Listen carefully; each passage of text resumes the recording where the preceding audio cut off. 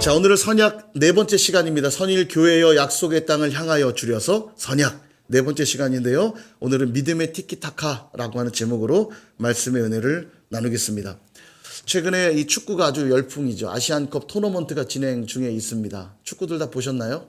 예, 밤을 새셨다는 얘기네요. 예, 밤을 새서 봐야 되는 시간대가 그렇습니다. 근데 참 재밌는 게 지난 16강 사우디아라비아와의 경기에서 저희가 1대0으로 끌려가다가 1대0 끌려가다가 마지막 이 후반전까지 다 끝나고 마지막 루즈 타임 10분 정도 추가 시간을 준 때에 1분 한 10초 남기고 헤딩골이 들어가면서 동점이 돼서 연장전까지 가고 승부차기로 결국은 이겼죠. 예, 그 새벽 4시가 훌쩍 보니까 넘었더라고요. 예, 밤을 새서 봤는데도 이겼기 때문에 굉장히 기뻤던 기억이 나요. 그 다음 경기 또 호주와의 경기, 우승 후보 중에 하나죠. 호주가. 야, 이번에는 확실하게 잘 하기를 기대하면서 봤는데 아니라다가 또 1대0. 예, 또 쫓기다가 이번에도 후반전까지 다 끝나고 추가 시간 7분인가요? 추가 시간 줬는데 역시 또 한 1분 30초 정도 남기고 손흥민 선수가 또 페널티킥을 딱 유도해가지고 페널티골이 들어가면서 동점이 또 되죠. 연장전을 갔는데 거기서 또 프리킥을 얻었고 이 손흥민 선수의 기가 막힌 프리킥 골이 들어가면서 이건 10년짜리입니다. 보니까 10년 동안 계속 보여줄 필름이에요. 보니까 기가 막히게 들어갔어요. 그래서 승리를 하게 됐는데 제가 어떤 프리킥만 연구하는 전문가 영상을 봤는데 이게 가마차기가 있는가 하면 탑스핀을 줘서 떨어뜨리는 킥이 있대요. 근데 그 슛은 가마차기로 들어갈 수 없는 위치고 탑스핀을 줘서 그러니까 공의 윗부분에 스핀을 줘가지고 공을 뚝 떨어뜨리는 슛으로만 들어간다는 거예요. 손흥민이 그걸 찾다는 겁니다. 예, 꿈보다 해몽이 더 좋은 건지 어쩐지 몰라도 아무튼 뭐 정말 그렇다고 하니까 기가 막히게 정말 볼이 뚝 떨어져요. 다시 한번 집에 가 보세요. 공이요 날아가다가 훅 떨어져요. 그게 정말 탑스핀이 차는 게 있나 봐요. 그래서 기가 막힌 승리를 해서 이제 준결승에 올라간 상태입니다. 내일 모레 또 새벽에 12시에 요르단과의 준결승전이 있는데 또 기대가 됩니다. 근데 이 축구에 보면 축구 선수들이 짧은 패스로 기가 막히게 호흡을 맞춰서 패스해서 가는 기술을 티키타카라고 합니다. 사실 이 말은 축구 기술을 표현하는 말은 아닌데 티키타카는 이 탁구가 똑딱똑딱 왔다 갔다 하잖아요. 우리가 탁구를 묘사할 때 똑딱똑딱 이렇게 우리나라 사람들 표현하는데 스페인 사람들은 이것을 의성어라고 그러죠. 소리가 나는 걸 그대로 표현하는 걸 의성어라고 하는데 스페인 사람들은 탁구 소리를 티키타카 티키타카 이렇게 하나 봐요. 우리도 이제 닭이 울면 어떻게 울죠? 우리는 꽃기호라고 울지만 그 미국 사람들은 꽃기호라고 안 하죠. 뭐 코코들로로 이렇게 하잖아요. 희한해요. 귀는 똑같은데 아무튼 다르게 들리나 봐요.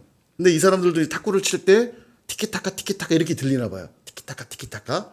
그래서 탁구공이 왔다 갔다 하는 걸 티키타카라고 하는데 FC 바르셀로나라고 하는 스페인의 유명 축구 클럽이 메시 선수 아시죠? 메시 선수가 여기서 활동할 때 그 아주 세계적인 선수들이 모여 있었는데 이 선수들의 스타일이 짧은 패스로 기가 막히게 경기를 장악하는 거예요. 공을 뺏기지 않고 짧은 패스로 경기를 장악해서 완벽한 플레이를 한다고 해서 이 티키타카란 말이 축구의 하나의 기술로 그렇게 지금 불리고 있습니다. 그런데 티키타카가 가능하려면 선수들끼리 굉장히 호흡이 잘 맞아야 되고 소통이 잘 돼야 돼요. 곁눈으로도 어디로 뛸지 알아야 되고 받으면 그 다음 어디로 공이 흐를지 알고 움직여야 되잖아요. 그러니까 굉장히 호흡이 중요한 거예요. 그래서 이 티키타카는 사실 축구에서만 필요한 게 아니라 우리 일상생활에서도 많이 필요해요. 연인들끼리도 티키타카가 잘 돼야 사랑할 수 있고 그죠? 가족들끼리도 직장 동료끼리도 사업 파트너끼리도 친구들끼리도 이 티키타카가 잘 돼야 주거니 받거니 그래야 관계는 깊어지고 잘 되어질 수밖에 없겠죠. 그런데 우리의 믿음 생활도 신앙생활도 티키타카가 중요하다는 거예요. 선일교회가 잘 되려면 우리도 믿음의 티키타카가 필요합니다. 한번 해볼까요? 선일? 이거 큰일 났네. 선일? 우리 지난주에 김태훈 선생님이 우리 교사 이제 1일 수련회 때 요거 딱 진행해 주는데 두 글자 말하면 뒤에 따라 붙는 말을 여러분이 하시는 거예요. 이게 뭔지 아시겠죠? 이런 거예요. 그렇죠. 요거예요. 니 티키타카입니다. 제가 던지면 받고. 자, 하나 해볼까요? 사도? 자, 다시 한번 선일? 예, 이게 티키타카예요. 이게 잘 돼야 교회가 부흥하겠죠? 척하면 척 알아야죠. 예, 선일 그랬는데 뭐 다른 말이 나오면 뭐가 있을까요? 턴일? 예, 예. 티키타카가 잘 돼야 돼요. 동일하게 신앙생활할 때도 하나님과 우리의 관계가 티키타카가 잘 되어야 됩니다. 하나님과 우리가 끊임없이 소통해야만 하나님이 주시는 복과 은혜의 그 과정들을 알기 때문에 복을 받을 수 있어요. 근데 우리의 눈을 닫고 귀 닫고 있다면 바른 신앙생활이 불가능하겠죠. 우리 욥기를 지금 묵상 중에 있는데 고난은 왜 주신다 했습니까? 우리를 망하게 하려고 주시는 게 아니라 우리에게 더 큰 복을 주시려고 주시는 거라고 그랬잖아요. 고난을 통과할 때 우리의 믿음은 더 단단해지고 하나님의 복을 받을 만한 사람으로 빚어지니까 고난을 통과하기만 하면 하나님은 약속한 복을 주시는 거예요. 마치 어린 자녀에게 이거 하면 내가 뭐 줄게. 그리고 그걸 잘 해내면 선물을 주잖아요. 그런 겁니다. 그런데 하나님이 우리에게 고난을 주실 때 믿음의 눈으로 아하, 하나님이 내게 복 주시려고 하는구나. 이 티키타카를 잘해야 고난을 감당하고 이겨내서 복 받을 사람으로 준비가 되니 하나님은 복을 주시고 나는 하나님께 감사를 드리고 이 티키타카가 돼야 되는데 이게 안 되면 고난을 주실 때 감사하고 기대하고 기도하며 믿음으로 반응하는 게 아니라 불평하고 원망하고 짜증내고 저주하고 그렇게 되면 복을 받을 수 없는 거죠. 하나님 복을 부어주실 수가 없잖아요. 그러니까 신앙생활에도 너무너무 티키타카가 중요합니다.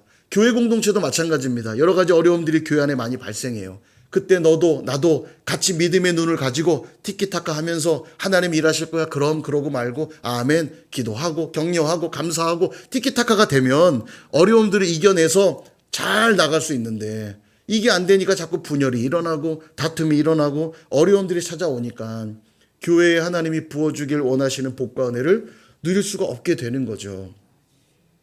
오늘 본문도 그렇습니다. 수색대에게 쫓기죠.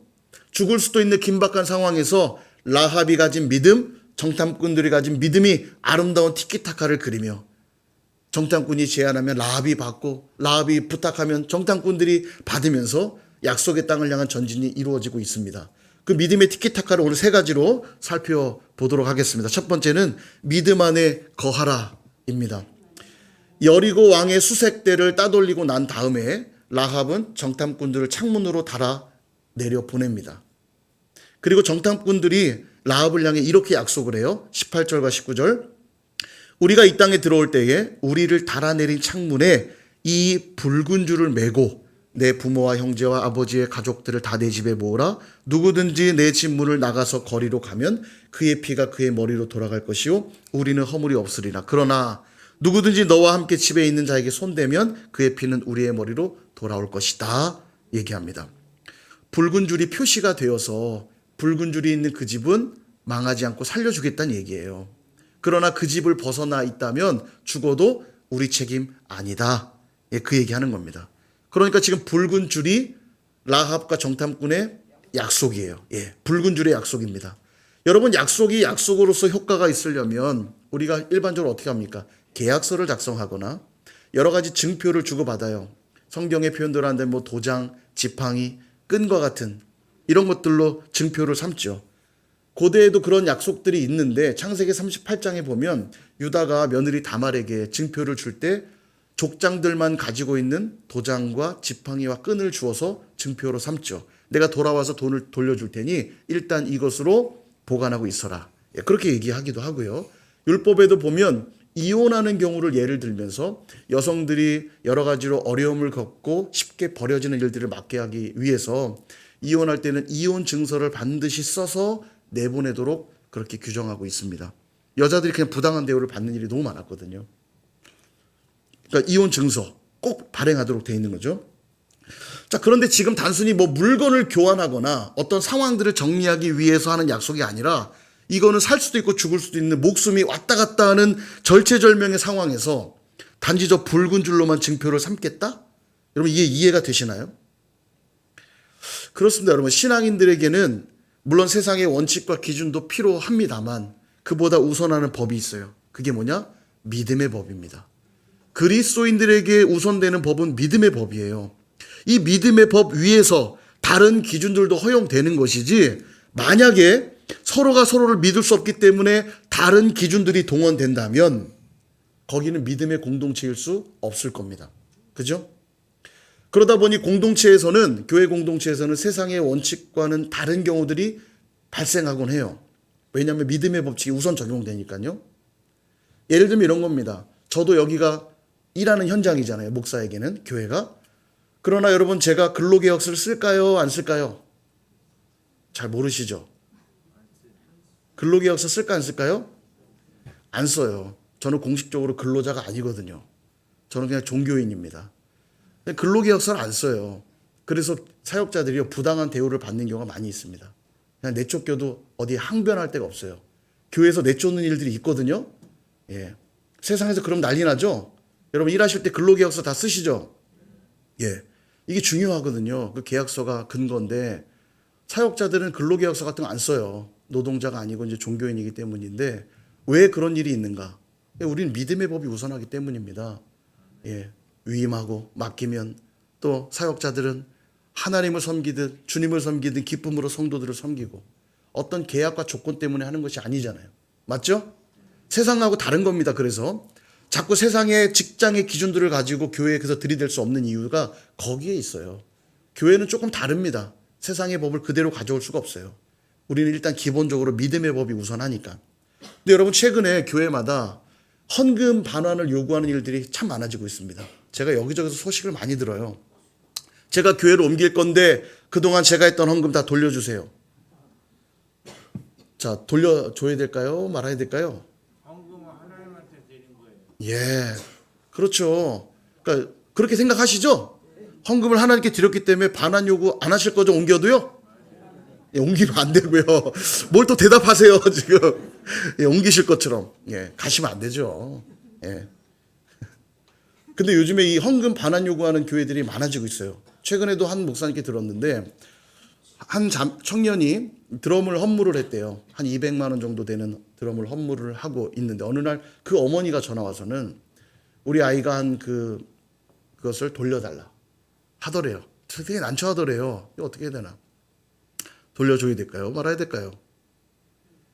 예, 아까 말씀하신 것처럼 하나님께 드렸기 때문에 더 이상 나에겐 소유권이 없음을 우리는 인정하잖아요. 이게 바로 믿음의 법입니다. 하나님께 드렸기 때문에, 하나님께 드린 바 되었기 때문에 더 이상 내 것이 아니고 나에게 소유권이 없다고 우리가 인정하잖아요. 근데 여러분 세상 법정 가면 어떤 판례가 있냐면 돌려주라는 판례가 있습니다. 예, 그거 기부한 거니까, 내가 낸 거니까 원하면 돌려주라는 거예요. 이게 교회와 세상의 차이점들이에요. 심지어 이제 최근에 교회에 믿음이 무너지는 경우들이 많이 발생해서 서로 믿지 못하는 일들이, 사기를 쳐도 교회 안에 와서 사기치는 분들이 요즘 많습니다.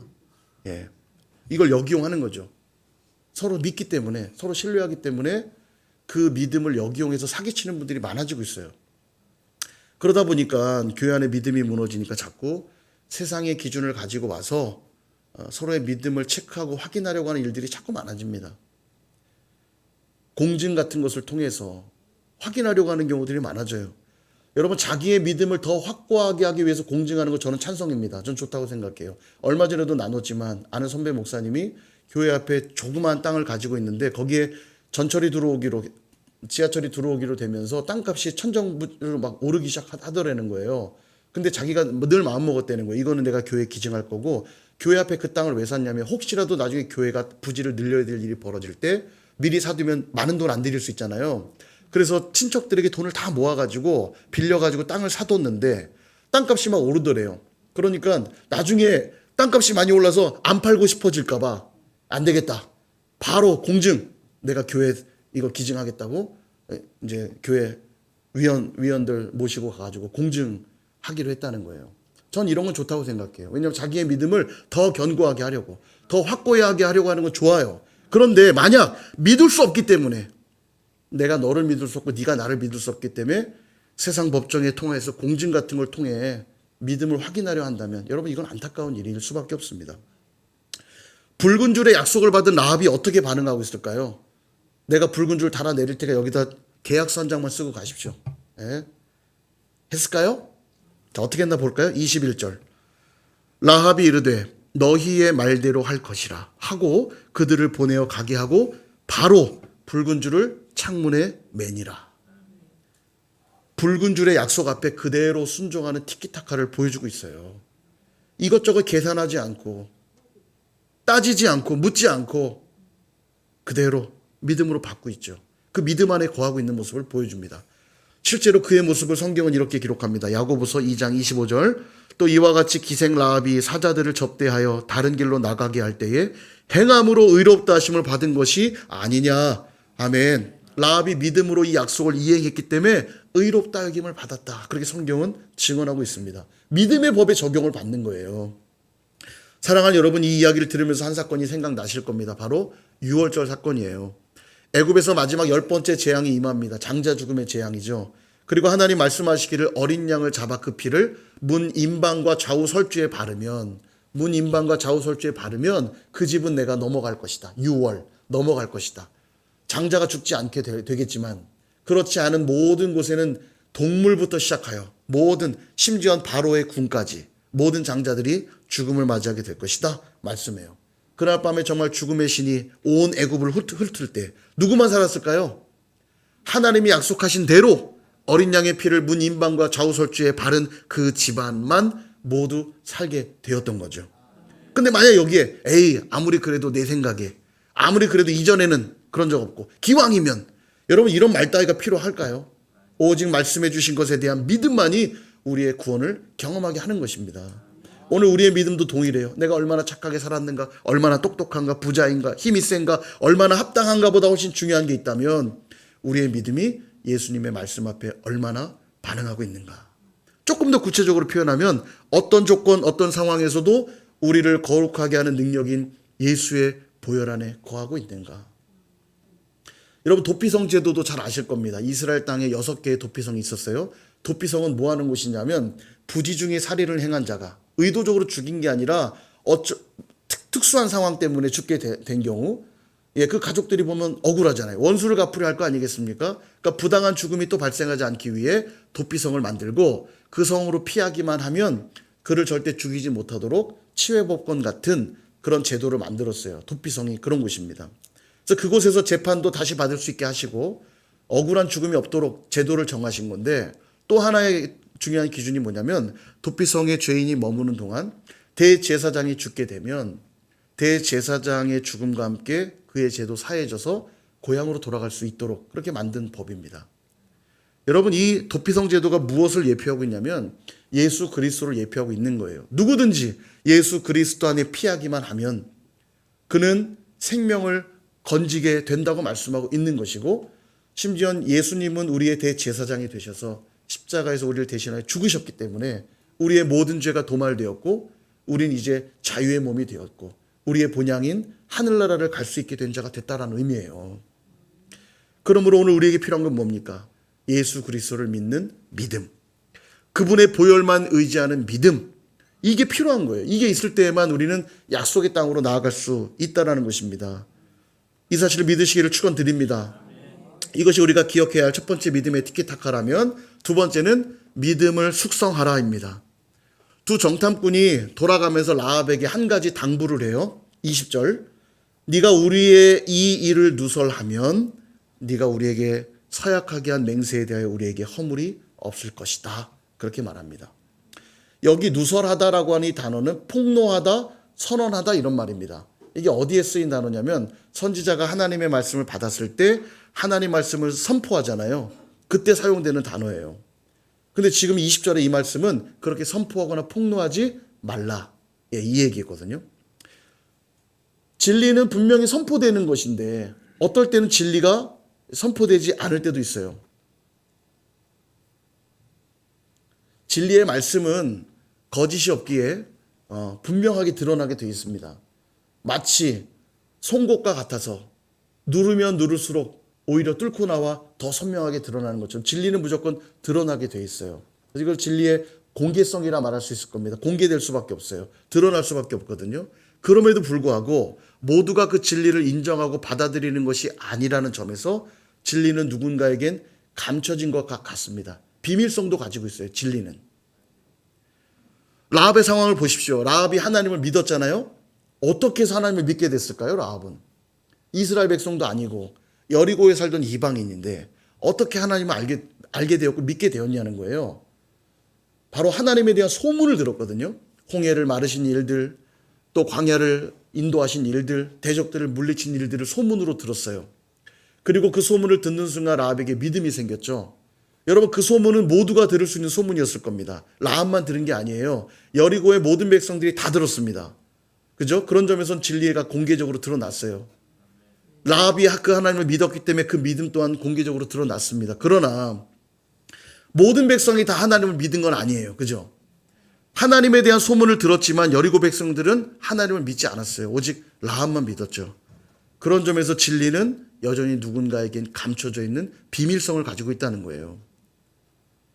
라합의 이 믿음도 비밀이 지켜지고 있는데 언제까지 이게 비밀로 지켜질까요? 여리고성이 완전히 무너지고 라합의 가족들이 건짐을 받을 때까지. 그때 비로소 그들의 믿음은 확실하게 드러나겠죠. 그렇다는 거예요. 하나님의 나라는 마치 밭에 감추인 보화와 같아서 아무나 볼 수 있질 않습니다. 그러나 그 밭에 보화가 있다는 걸 발견하고 깨달은 자는 자기 소유를 다 팔아 그 밭을 산다고 했잖아요. 믿음이 그렇습니다. 진리를 깨달아 믿게 된 자는 그 믿음이 드러날 수밖에 없으면서도 그 믿음이 성취될 때까지는 비밀성도 가지게 된다는 거예요. 왜냐하면 믿음의 진실함이 확인이 안 되잖아요.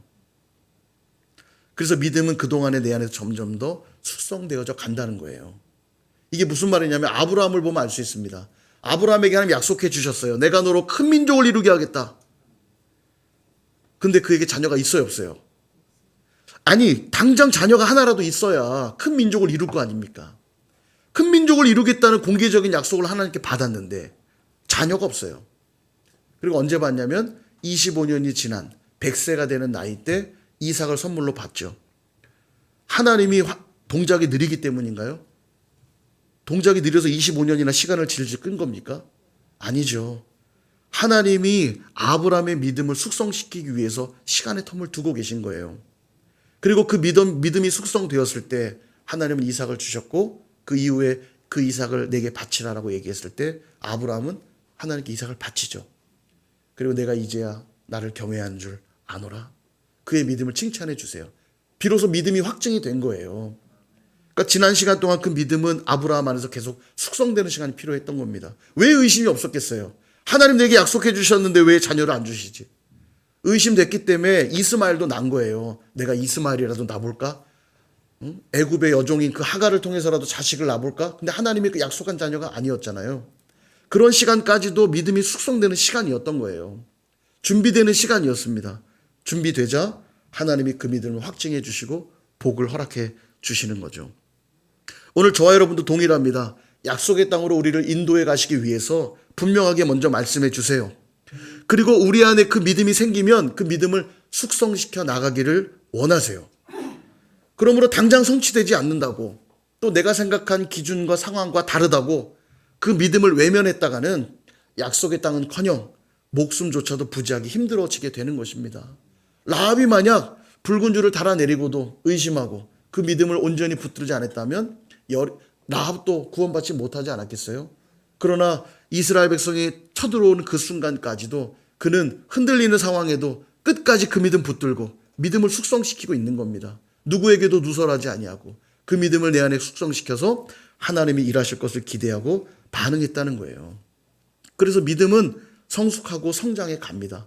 어제보다 오늘이 더 나아지게 돼 있고 오늘보다 내일이 더 나아지게 돼 있는 거예요. 그랬던 사람들이 성경에 나오는데요. 사도행전 17장 11절과 12절에 보면 베레아 교인 이야기가 나옵니다. 베레아에 있는 사람들은 데살로니가에 있는 사람들보다 더 너그러워서 간절한 마음으로 말씀을 받고 이것이 그러한가 하여 날마다 성경을 상고함으로 그 중에 믿는 사람이 많고 또 헬라의 귀부인과 남자가 적지 아니하라. 아멘. 바울 사도께서 베레아 지역에 가 복음을 전했어요. 근데 이 베레아 지역에 대한 소개는 성경에 많이 나오진 않습니다. 이 두 줄 정도가 베레아 교회 대부분의 정보예요. 그런데 베레아 교회가 얼마나 든든히 있었는지 알 수 있어요. 아까 12절에 뭐라고 나왔죠? 믿는 사람이 많고 헬라의 귀부인과 남자가 적지 않았다. 예, 교회가 굉장히 복음 전파가 잘 이루어졌고 든든히 섰다는 얘기예요. 그게 어떻게 가능했을까? 아까 11절에 나오죠. 간절한 마음으로 말씀을 받은 후 말씀을 듣고 끝나지 않고요. 정말 그러한가 하여 성경을 상고했다. 그렇게 말합니다. 좀 풀어 설명하면 말씀을 연구하고 공부하고 묵상하고 암송했다는 얘기예요. 그리고 정말 말씀이 그러한가요? 순종했다는 얘기입니다. 그러니까 그들은 점점 믿음을 점점 더 숙성시켜 나간 거예요. 그랬을 때 교회는 든든히 서고 많은 사람들이 교회 안으로 들어올 수 있었던 거죠. 올 한해도 우리가 말씀 가운데 인도함 받기 위해서 오늘 광고가 있다 나가겠지만 올해는 말씀 읽기를 좀 하려고 합니다. 성경 읽기. 성경 읽기를 기간별, 부서별, 셀별로 할 건데 우리가 이 스마트폰 성능이 좋잖아요. 오디오 녹음 딱 틀어놓고 이제 나눠서 셀별로, 기간별로, 부서별로 성경을 읽을 거예요. 녹음해서 나 어디까지 읽었는가. 그리고 이제 그것을 공유해서 연말에 시상할 겁니다. 목소리로 완성된 성경, 작년에 글로 성경을 못 완성한 우리 기간 부서 셀들은 올해는 음성으로 성경을 좀 완성하시기를 바랍니다. 아멘 안 하실 줄 알았어요. 안 하려고. 아멘 하면 해야 되니까 안 해야지. 그죠? 예. 간절한 마음으로 말씀을 받고 정말 그러한가 읽고 묵상하고 암송할 때 하나님이 그 위에 그 숙성된 믿음 위에 복을 주시는 거예요. 예. 그래서 오늘 광고 잘 들으시고 또 말씀 암송도 할 겁니다. 이제 매달 주제에 맞는 말씀들을 제가 3개나 4개 정도를 드릴 거예요. 오늘 이제 배포할 겁니다. 스마트폰 용으로 배포할 거예요. 그래서 화장실에 앉아서도 암송하고 지하철 타고도 암송하고 버스 타고도 암송하고 심심할 때 암송하고 자기 전에 암송하고 일어나서 암송하고 난 아멘 할 때까지 계속 암송하고 계속 암송할 수 있도록 스마트폰 용으로 제가 이렇게 사이즈를 제작해서 말씀을 드릴 거예요. 일주일에 하나씩 외우도록. 1년이면 50개잖아요. 그죠? 예, 1년에 50개 말씀 암송하면 굉장한 거 아닙니까? 그죠? 제가 주제에 맞는 말씀들. 2월은 이제 고난인 주제니까 고난과 관계된 말씀 제가 드릴 거예요. 그럼 받으면 세론들에게 돌리시고 기관원들 또 부서원들에게 쭉 돌리셔서 같이 암송하는 거죠. 그리고 월말 맨 마지막 주에 우리 예배할 때 말씀 암송했나 서로 확인하고 체크하고 기대되죠? 예, 아멘 안 할 줄 알았어요 또. 아멘 하면 외워야 되니까. 그죠? 예, 외우시길 바랍니다.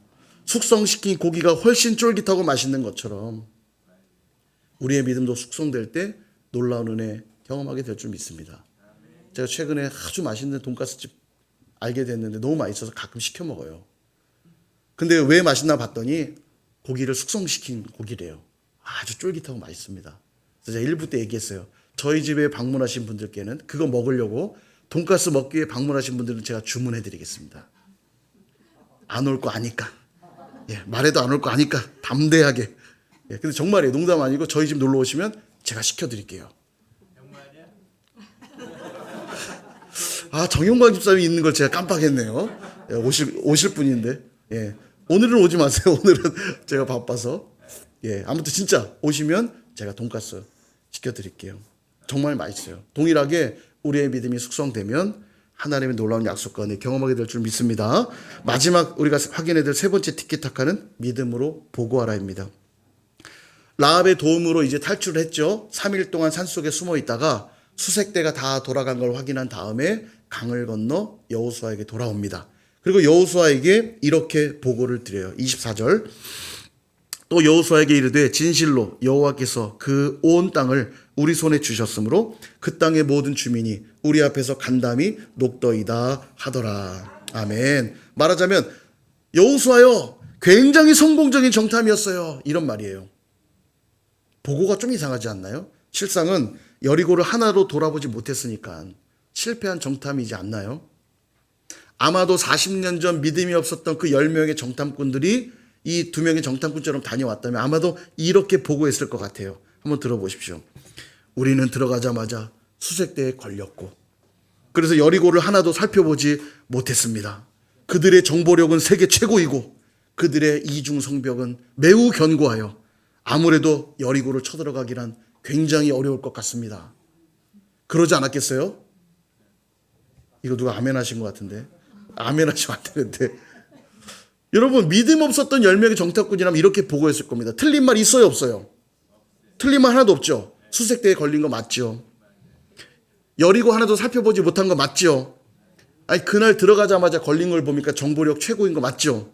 이중성벽도 지금도 고고학적으로 여리고가 이중성벽이라는 게 확인이 되거든요.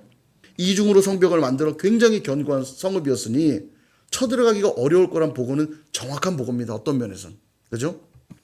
근데 두 명의 정탐꾼은 뭐라고 보고했냐면 온 땅을 우리 손에 주셨기 때문에 우리가 취할 수 있다. 모든 주민이 우리 때문에 간담이 높고 있더이다.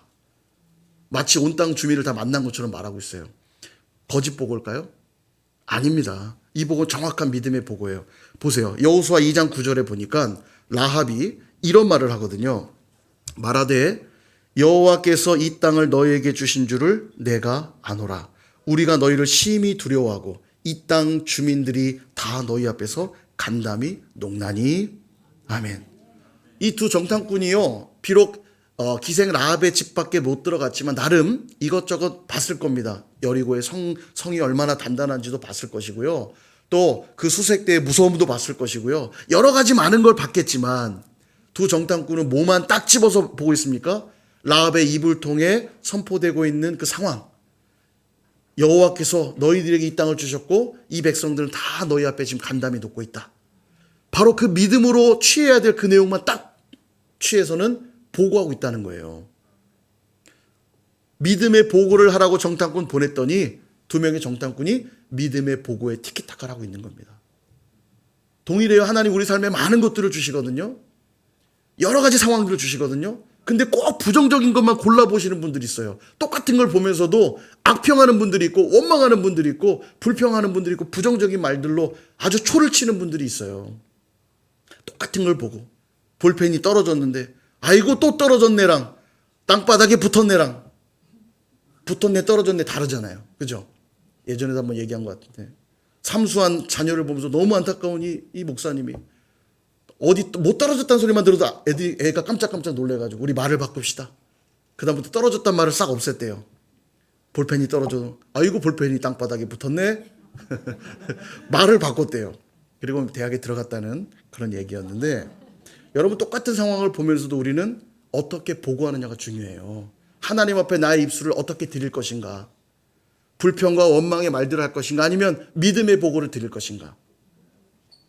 부정적인 것도 많았지만 두 정탐꾼은 딱 하나 믿음의 보고가 될 그걸 딱 붙잡잖아요. 라합의 입에서 나온 이 땅을 여호와께서 받으실 것이고 우리가 너희 앞에 간담이 놓고 있다. 정말로 하나님이 주신 것 맞구나. 사랑하는 여러분, 한 번 실수하고 또다시 그 실수를 반복하는 건 어리석은 일입니다. 40년 전에 한번 실수했잖아요. 믿음의 보고를 하지 않아서 완전히 망했잖아요. 그리고 다시 찾아온 이때에 그들은 실수하지 않습니다. 정확하게 믿음의 보고를 해요.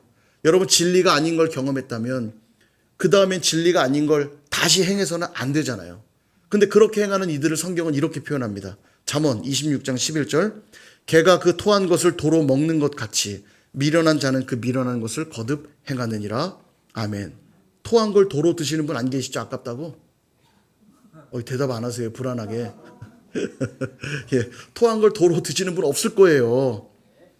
그런데요, 우리의 영적 생활에서는 토한 걸 도로 먹는 일들이 있어요. 그게 죄인 줄 알면서도 그것이 영적 나태이고 하나님 앞에 불충한 모습인 걸 알면서도 그냥 또 그렇게 살아요. 그냥 그것이 하나님이 기뻐하시지 않는 걸 알면 믿음으로 그것들을 이겨내고 믿음으로 반응하며 한 걸음 한 걸음 더 주님께 나아가야 되는데 그게 아니라 죄인 걸 알면서도 에이구 내가 연약하지 그러면서 그냥 또 죄짓고 또 나태하게 살고 또 불충하게 그냥 살아요.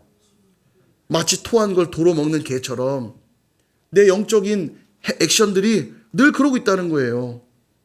우리의 믿음은 성장하고 성숙해져 가야 됩니다. 어제 실수가 있었더라도 그 실수는 더 나은 자리로 가기 위한 디딤돌이 되어야만 하는 것입니다. 그러므로 오늘 내 앞에 주어진 상황에서 다시금 믿음으로 서시기를 바랍니다. 믿음이 없었던 이전의 모습과 생각과 판단으로 되돌아가서는 안 돼요.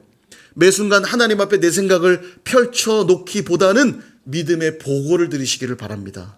가족들에 대해서도 믿음의 보고를 드리시고요. 내가 하고 있는 일에 대해서도 믿음의 보고를 드리시고요. 내가 하고 있는 공부, 내가 나아가고 있는 진로, 내가 가진 물질, 내가 가진 건강 전부 다 이런 믿음의 보고를 드리셔야 돼요. 믿음이 없는 보고는 결국 망하게 되거든요. 이 작업을 계속해 나가셔야 돼요. 당장 변화가 없는 것 같고 티가 나지 않는다고 해서 포기하시면 안 됩니다. 계속해서 믿음의 보고를 드리는 삶을 연습하셔야 돼요. 이는 마치 건물을 지을 때 기초공사를 먼저 하잖아요. 땅을 깊이 파고 단단하게 다집니다. 밖에서 보면 공사를 안 하는 것 같아요. 땅속에서 뭘 하니까요. 저긴 공사가 이렇게 더디나. 그러나 기초공사를 단단히 시간이 걸려도 단단히 하고 깊이 잘 했을 때 이후에 건물은 금방 쭉쭉쭉 올리거든요. 동일합니다. 하나님이 우리 삶에 어떤 일을 행하시는 일은 하나도 어려운 일이 아니에요. 하나님은 전능하시니까. 하나님이 행하시는 일은 어려운 일이 아닌데 문제는 그 일을 행하시기 위해 우리가 믿음이 준비되어 있어야 되거든요. 믿음의 기초공사를 잘 놔야만 그 위에 하나님이 쫙쫙쫙 건물을 올려주시는데 우리가 믿음의 기초공사를 잘 못 놓으니까 하나님이 거기에 건물을 올릴 수가 없어요. 올리면 올린 만큼 다 무너져 버리니까요. 그러니까 계속 숙성시키기 위해서 기다리시고 또 기다리시고. 그래서 여러분 시간이 많이 걸리더라도 내 삶에 계속 믿음의 보고를 드리는 일들을 계속 하셔야 됩니다. 시간이 좀 걸릴 수도 있어요. 많은 노력이 필요할 수도 있지만 반드시 하셔야만 됩니다. 그래야 그 신앙의 기초공사를 잘 한 사람에게 하나님이 놀라운 역사를 행하여 주신다는 사실입니다. 이번 한 주도 여러분 약속의 땅을 누리기 위해서 세 가지의 믿음의 티켓타카를 기억하시면 좋겠어요. 첫 번째, 붉은 줄의 믿음을 요구할 때 어떻게 해야 됩니까? 계산하지 마시고 이것저것 따지지 마시고 그 믿음 안에 그대로 거하셔야 돼요.